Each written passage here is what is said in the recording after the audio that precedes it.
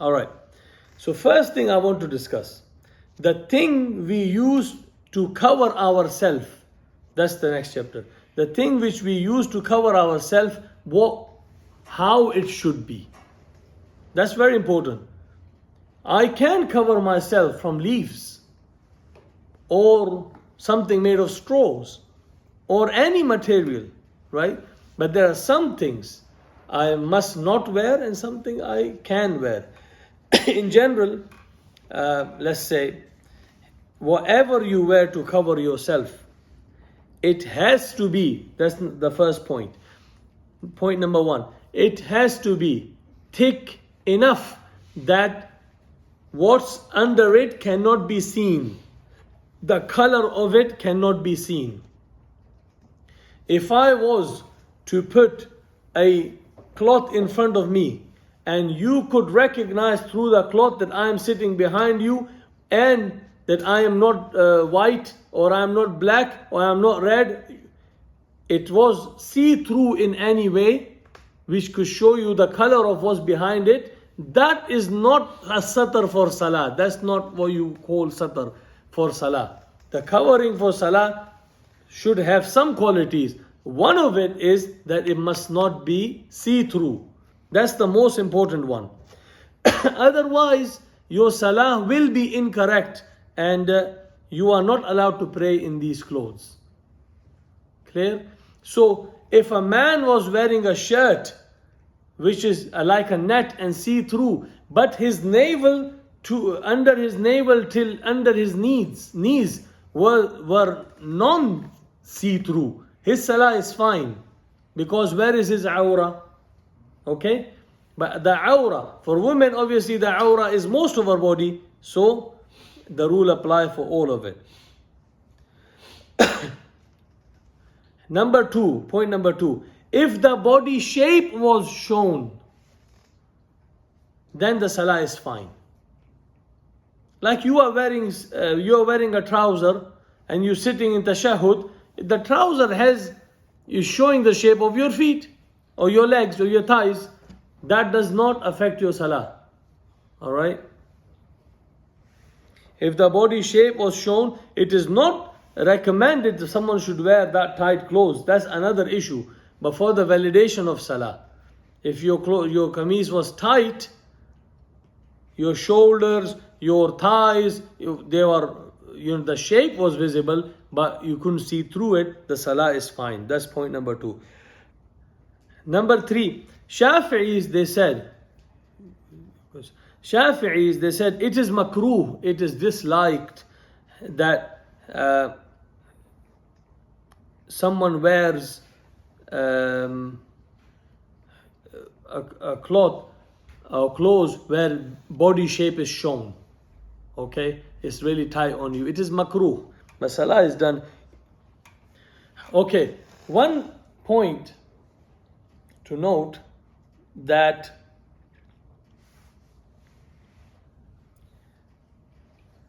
if a person needs to pray but he doesn't have clothes, okay, doesn't have clothes. He jumped into water, but the water is muddy or not see-through. Okay, he sat in the water. His salah is valid. And if he has no other way to cover himself, let's say he covered himself with mud. He put mud on himself, his awrah, and he covered it completely with mud. His salah is valid because it's not see-through, right? And then the Shafi'is and Hanafis, they disagreed. The Hanafi said, if there was no other option and he was in a small tent or a small box or in a cupboard, right, in a dark room, and he has no other way of covering himself, that would be valid for him to do that. But the Shafi said that does not become a satar for him. It cannot replace clothing for him. Another point, if you are in a small tent, a small dark tent, that tent will not have the ruling of clothing on you. Yeah? That, Ahnaf said, you can pray in a dark room alone if you don't have clothes. That would be sufficient for you, right? Or you can pray in a small tent alone in a dark, that'd be sufficient. But the Shafi said the opposite. They said that won't be sufficient for you. That doesn't become a satir. But a person needs to cover himself for salah as much as he can, even if it means the only option was to cover himself with the mud. He will have to do it. He can't pray without it. Alright? Okay. Malikis, they said, if one prays with clothes which are see-through, it's like he's not wearing clothes at all. Okay? It will not have the ruling of... So they all agree, but I'm saying it's not really important here which madhab said what, as long as you know the ruling, what the Salaf have said. Sometime, even in one madhab, you find different rule. But this is from the Malikis. They said, if you wear a see-through clothing, then it does not have the ruling of clothing on you. And if you wear tight clothing, then it is makruh, but it is still considered as clothing. Yeah. So what do we learn from that? What's the benefit? If you have loose clothing, but they are see-through, and you have really tight clothing which shows all your body shape, but they are non-see-through, you will pray in the non-see-through clothing, and your see-through clothing will be like no clothing for you. These are situations in case you don't have any other clothing available. Alright? If you have a proper clothing available, there is no option for you but to wear them. Number 5, Shafis and Hanbalis, both of them, they said that the satir, what you are wearing to cover yourself, has to be directly attached to your body. That goes back to what I said a minute ago. Why Shafi said that you can't pray in a tent. Because it's not directly attached to your body. That's the reasoning. Okay? So no tent. Yeah.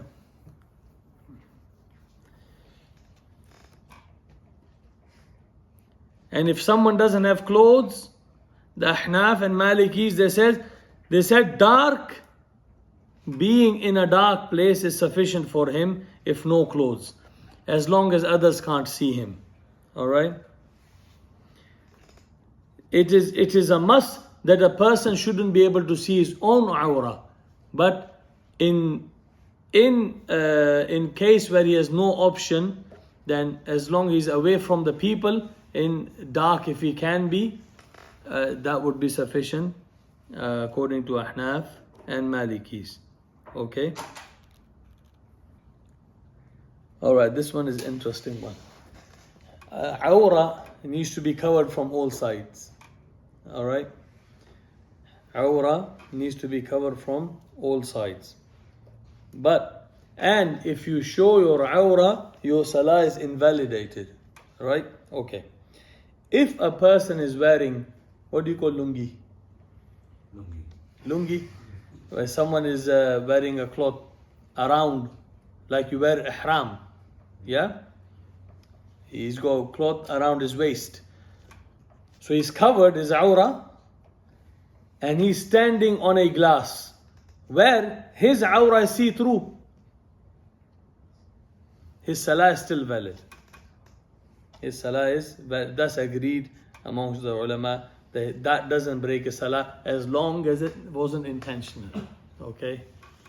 But if it's because sometimes in a marble, he's in a marble, or now they're so shiny, you can see your face on it. Yeah.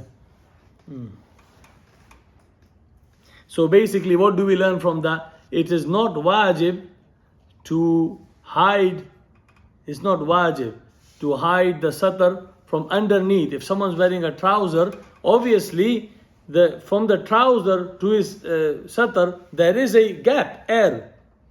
Depending on how wide your trouser is, the gap is bigger. but there is no compulsion on you to hide it as long as it's not made to be open. You know, the normal, like you wear in ihram, what we call lungi, and if you can be seen from underneath, that's still a cover acceptable, and your salah is fine. Okay.